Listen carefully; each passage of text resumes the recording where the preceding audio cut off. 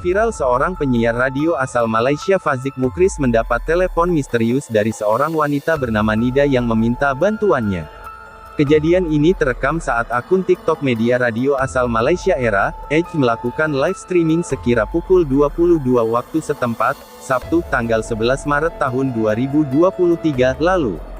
Video telepon misterius dan seram dari seorang wanita itu pun kemudian viral dan banyak dibagikan di akun-akun sosial media Indonesia. Terlihat dalam video itu Fazik tengah membawakan acara radio seperti biasa. Lalu ia mendapat telepon dari seorang wanita bernama Nida. "Halo, siapa nih?" tanya Fazik dengan logat Melayu. "Nama saya Nida," ucap wanita penelepon memberitahu Fazik. Nida lalu memberitahu Fazik bahwa dirinya ingin menceritakan sesuatu tentang perasaannya. Fazik yang mendengar hal itu pun penasaran dan langsung merekam momen dirinya di telepon wanita misterius tersebut.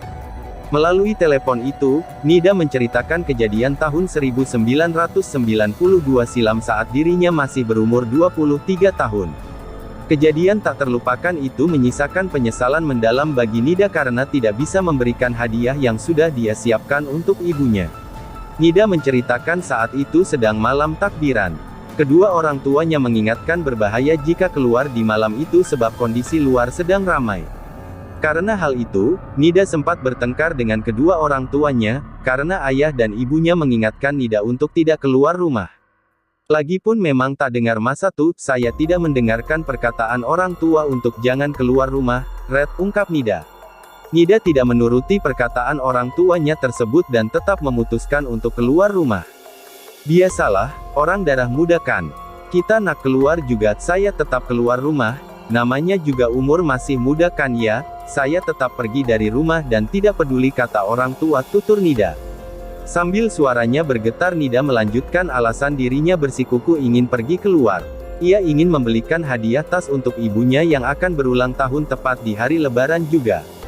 "Saya tanahlah," cakap kata dia, "saya nak keluar, nak beli hadiah, saya tidak jujur kalau sebenarnya mau keluar itu untuk belikan ibu saya kado," ungkap Nida.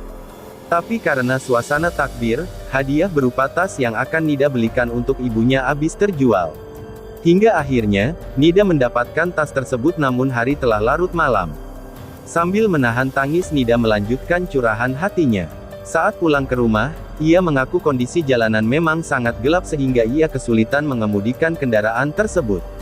"Macam berisikolah ke kiri ke kanan macam itu, saya berpikir mesti belok ke kanan atau ke kiri," kata Nida. Nida mengaku dan yakin pada saat itu ia melihat jalanan nampak lurus begitu saja.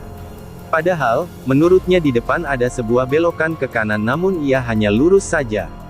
"Saya terus sampai kereta saya masuk dalam gaung, akhirnya mobil saya jatuh ke dalam jurang," ungkap Nida.